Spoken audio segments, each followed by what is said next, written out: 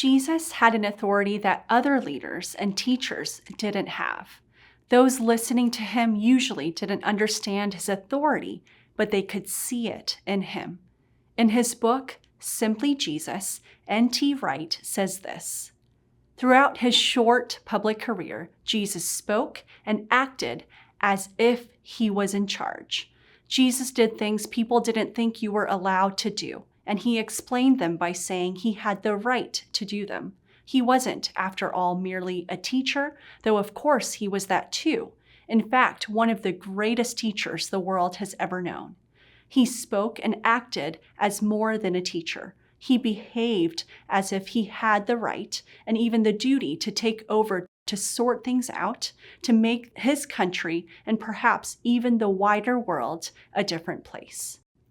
Jesus is our ultimate authority and the reason the church exists, because he is God in the flesh. He actually became human and walked among us.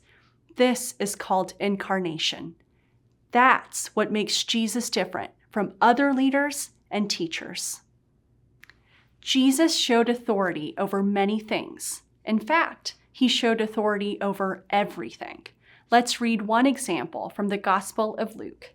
Jesus and the disciples are in a boat on the Sea of Galilee, and a bad storm kicks up. Let's read chapter 8, verses 24 and 25. The disciples went and woke him, saying, "Master, Master, we're going to drown."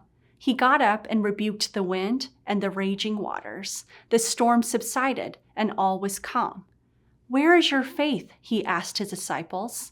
In fear and amazement, they asked one another, "Who is this? He commands even the winds and the water, and they obey him." According to Jewish tradition, only God himself could rule the winds and the waves. So this act pointed to Jesus' authority. When we think of magic today, we think of illusionists using sleight of hand and distraction, but some magicians have been able to make unnatural things happen. Jesus' authority over the elements alone wouldn't give him ultimate authority. But throughout the Gospels, Jesus showed authority over sickness by healing people. He showed authority over demons by casting them out. What makes Jesus stand out, of course, is his authority over death itself.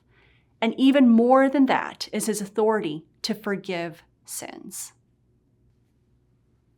This claim made him equal with God's authority, which angered religious leaders and began the path towards his crucifixion as a criminal. By Jewish law, he would have been a criminal if he had made any of these claims on his own authority. But he didn't. Let's read John 17, verses 1 and 2. He has just been speaking to his disciples. After Jesus said this, he looked toward heaven and prayed, "Father, the hour has come. Glorify your Son, that your Son may glorify you. For you granted him authority over all people, that he might give eternal life to all those you have given him." Jesus said that all authority in heaven and on earth was his, but he didn't make claim to it like a dictator. He said it was given to him. He made it clear that his authority came from his Father. He made it clear that the purpose was to give glory to the Father by giving all people access to eternal life. So, are there limits to Jesus' authority? There is an age-old question that asks, if God is omnipotent, meaning all-powerful and can do anything and everything, then can he create a boulder so heavy that he cannot lift it? The question about Jesus' authority seems a bit like this dilemma. Regarding the boulder, it's a pointless question. God is omnipotent. He is sovereign. He can do anything and everything, period. We don't always have to understand the unlimited nature of God. In fact, we won't always understand it. A God we could comprehend would not be the sovereign God who has the ultimate authority over all creation. Remember, Jesus is 100% human and 100% God. His authority is limitless, but he did put one limitation on himself. Let's read about it in John chapter 5, verse 19. Here, he's speaking to the religious leaders. Jesus gave them this answer: "Very truly I tell you, the Son can do nothing by himself.